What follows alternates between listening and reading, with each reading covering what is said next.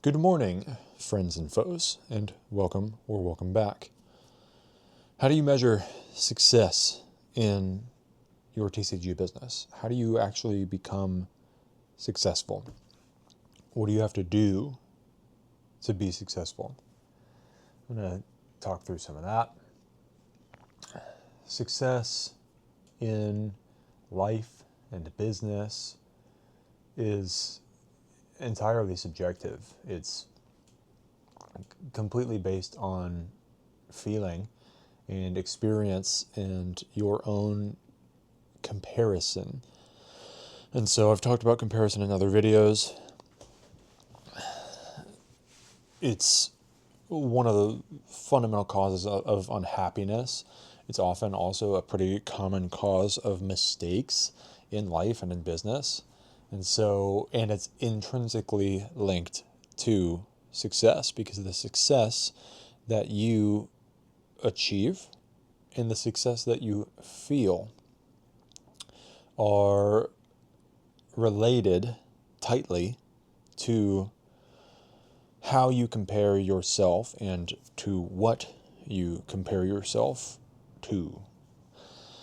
And so when you are measuring your success, if you're just in a vacuum and you're measuring where you are now compared to where you were, odds are pretty good that you'd be able to say, yeah, I'm successful. I have grown. I've acquired knowledge. I've acquired skills. I've increased the surface area of opportunity upon which luck can land for me by building a little bit of a reputation, by building a history as a brand, and by expanding my inventory and positioning myself to be able to acquire inventory and list it. Opportunity, luck, all of these things compound over time through the power of reputation and experience. And so if that is how you measure, then by merely putting in the work and committing and accepting the growth and being patient, success is inevitable. But if you instead choose to compare yourself to somebody else in a Discord that you hang out in, or a YouTuber that you commonly watch, or any big business that you get inspiration from, your local LGS, any of that, if you compare your success to that, then it's certain that you're going to come up short. And while it can be useful to look ahead and look at others and get a vision of what's possible, you are not them. You don't have the neurochemistry and the personal history and the specific opportunity spread that they have. And so you cannot build what they have built in the ways that they have built it, because you are not them. You are you. And you got to figure out, what are your unfair advantages? What are the obstacles you face that you must figure out how to transmute into opportunities? So you can't necessarily look around and get advice or even necessarily judge where others are at and compare it to yourself fairly, because every person's journey is different. Every person's journey is unique. So you can only really compare yourself to yourself. And that's one of the keys in actually becoming successful in this TCG business and feeling successful in this TCG business. The other thing that you can't necessarily do is compare TCG business success to other endeavors.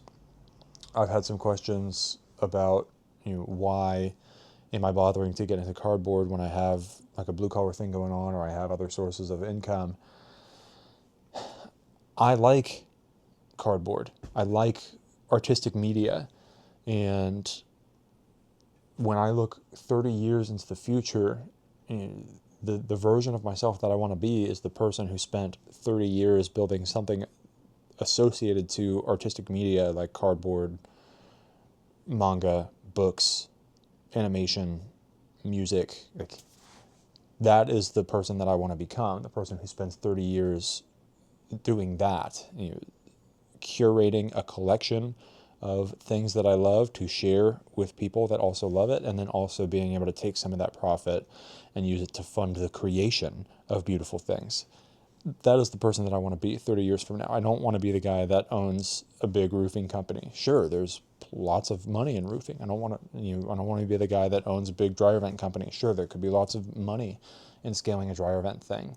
But when I'm 60, 70, 80, the person I want to be is more on that creative side. And so I got to build something that's going to take me there. And so it's not fair for me to compare the success level of where I currently at in my collectibles endeavor with where I'm at in other endeavors. That's just not a fair comparison, and it's not useful. It's also not fair to compare where I'm at or where I am at now to where I will be with something. It's not fair to compare where I'm at with the collectibles now with where my main business could take me in a couple of years. It's just, it's not a fair comparison. So then the other thing is like, there's different challenges and stuff like that that also complicate the calculation there. The key constraint that I face in my current business is that my ticket size for the blue collar business, the dryer vent cleaning, I have to work on ladders in attics and on roofs. And so that means if I were to hire, I have to pay workman's comp, I have to pay higher insurance, even just my general liability goes up. A lot more expenses. I would end up having to take on a lot more expenses. Plus, per employee, I'd have to invest in at least about $2,000 worth of tools, and I would need to start building a fleet of company vehicles. So like there's cost and risk associated with trying to scale this blue collar thing, even just a little bit from where I'm at now. You're trying to grow this a little bit. By comparison, growing the cardboard thing from where I am now to where I could be a year from now, 2 years from now, even getting employees, completely different risk profile, completely different margins. Everything's different. And so the margins on my blue collar thing right now are very high because I do it by myself. They will go down substantially when I start hiring and would end up looking a lot more like what the cardboard thing looks like. But the risk goes up so much more in trying to scale that, because having people drive all over the city with tools and equipment and taking tools and equipment inside of people's houses, stuff like that, it's a different thing, completely different thing. So it's not really a fair comparison. Even like looking ahead where each thing could be in a couple years, it's just not fair. They're different journeys. And so, again, the only thing that I can really measure by is like, who is the person that those endeavors would turn me into, and which one of those two people would I rather be? That's how I measure, like that's the only fair way to measure success and opportunity. And so then when you are trying to figure out, how to be successful, how am I going to know if I'm successful or not? The only fair way to judge, in my opinion, is based on the work that you put in, the inputs, outcomes. There's too much uncertainty. There are too many factors that you can't control when it comes to outcomes. How much, and so it's like, so this kind of takes you to the next part here. There's ups and downs in life and business that you can't prepare or account for until they happen. So that means there's also not really an objective way to measure, how successful you are or an endeavor is purely based on outcomes, because the opportunities that will arise in the trajectory of a person's life and a person's business, I said this earlier, but I mean it's unique, and it's based on that person and how they position themselves, and it's not replicable. And so that that outcome does not transfer cleanly to somebody else's business. You can't measure based on the outcome. The only thing you can really measure is how hard did someone try, how much work did they put in, how much did they grow and change, and then outcomes result from the inputs. But the only thing that you really can measure and do any comparison on is the inputs. How much sweat went into it, how much risk was accepted. That's where you can start to get a little bit of a fairer measurement, and that's where you can start to measure success. Is, are you growing? Are you putting less work in, or are you putting more work in?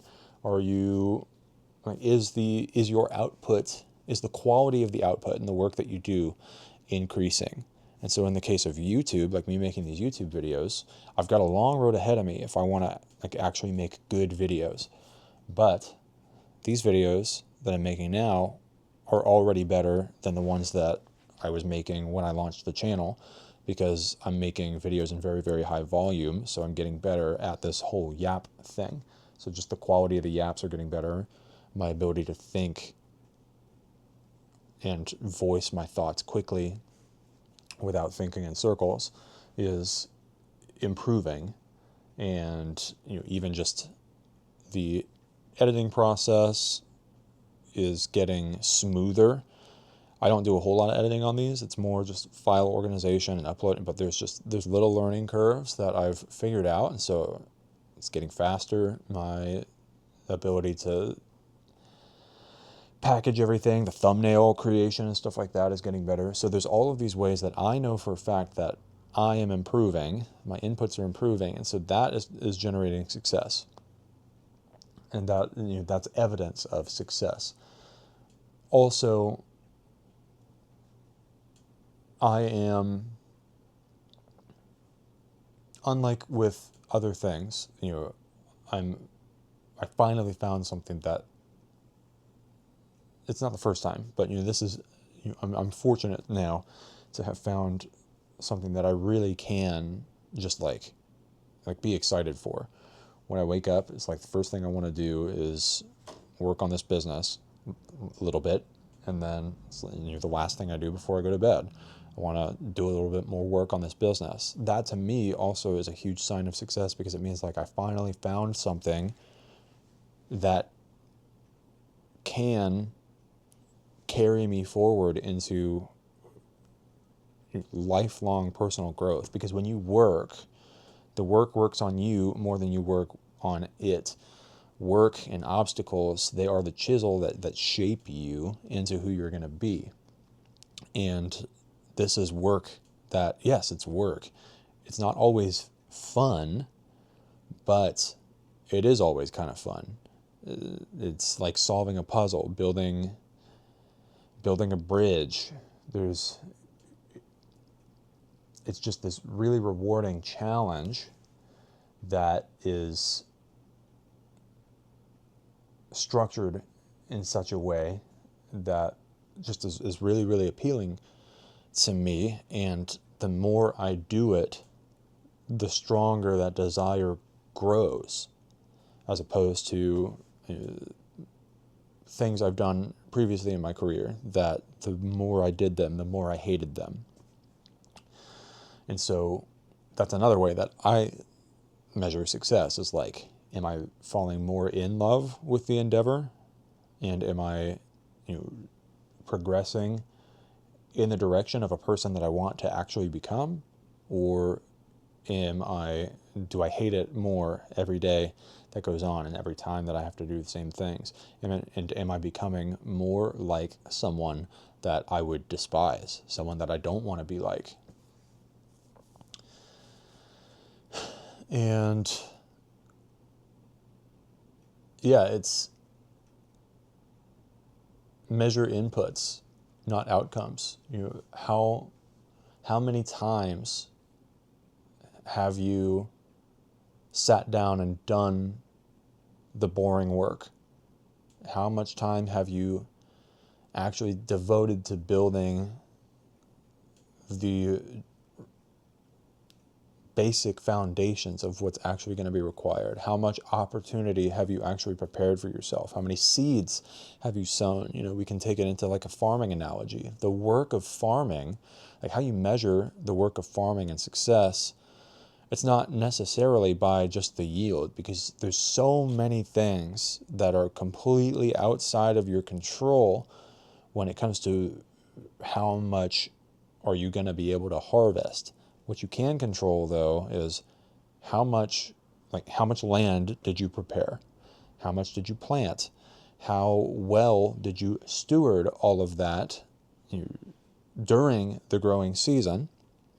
And then when the time came from harvest, did you actually put yourself out there and collect everything that was produced and available for it? Did you put the work in at the end to actually collect the harvest, or did you see the harvest come up and finally decide to get lazy and not actually even collect what you yielded? And that last part, I think, is one of the main temptations that a lot of people face in basically everything, but especially in this cardboard space.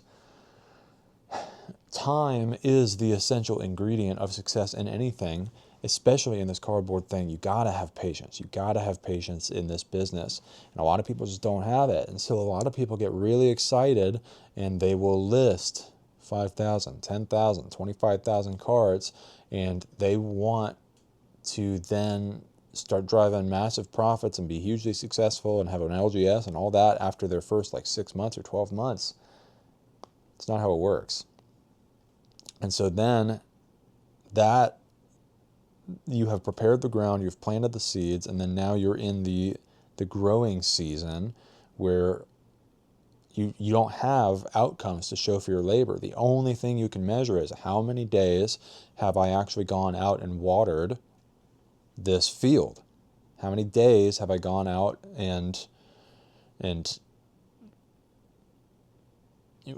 observed, measured how things are growing, educated myself further, overcome obstacles, and fended off birds and stuff like that that are threatening me, my field and all that. That's all you have to measure. You can't measure the outcomes because the field is not done growing yet. And the worst thing you can do is plow a field, plant a field, tend it for a while, and then give up because because nothing has grown yet, because not enough time has passed. That really is the fundamental ingredient. And that's the other thing. That's one of the most important things that you have to learn about life and business, is that yes, you need to measure your inputs, but the other important factor in the equation is that everything takes time.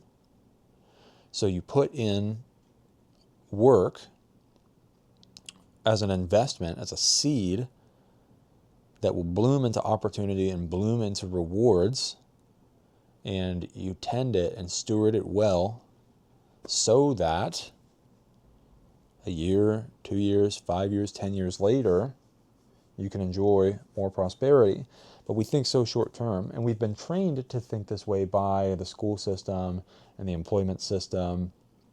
How we measure success is how much money did I make today? How much money do I make per hour? How much money do I make per year? And this is short-term thinking, and it's a flaw in our logic that holds us back from achieving something closer to our true potential.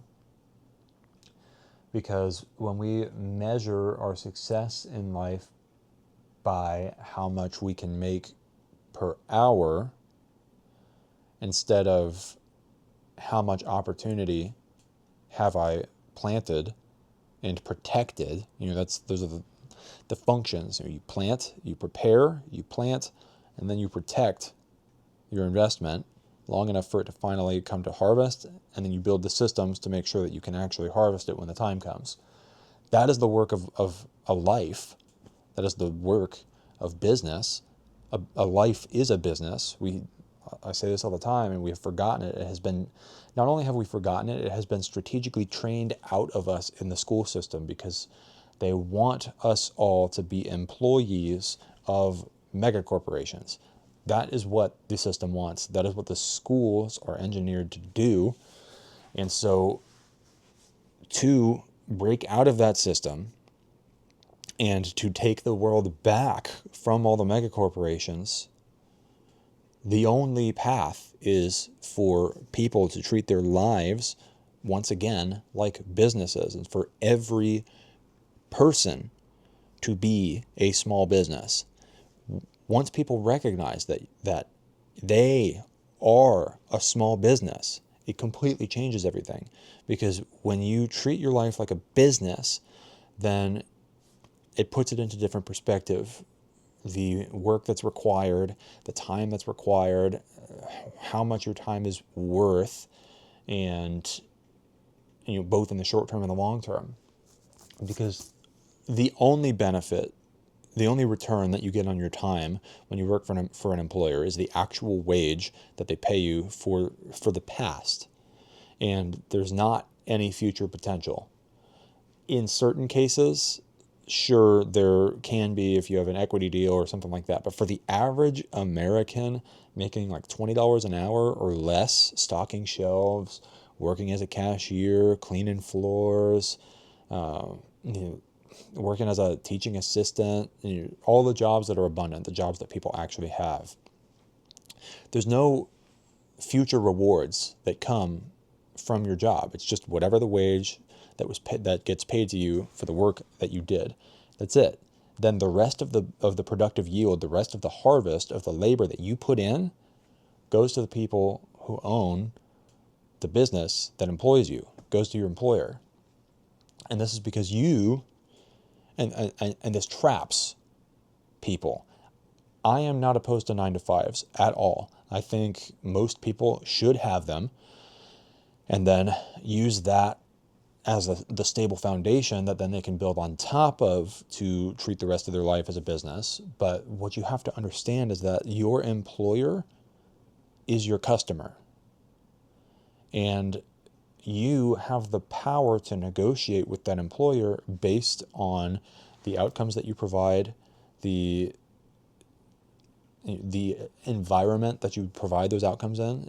If the quality of your work is higher than the quality of the work of others in a similar position, you, as a one-person business in the workplace, you have the leverage to charge more or to work out a better deal for yourself than just what is offered to you. And if your employer refuses to do that, then take your skill to the open market and sell it to somebody else. Or apply the skill into building something that you actually can own and reap the full harvest of, instead of just a day's wage. We really need to get back to this mode of thinking, of understanding that work-life balance doesn't exist. Work-life integration is the thing. There is no way to build a life without work. But up until like 100 years ago, we learned from our parents, from our communities, that work and life are integrated, and that a good life is one which is richly full of rewarding work that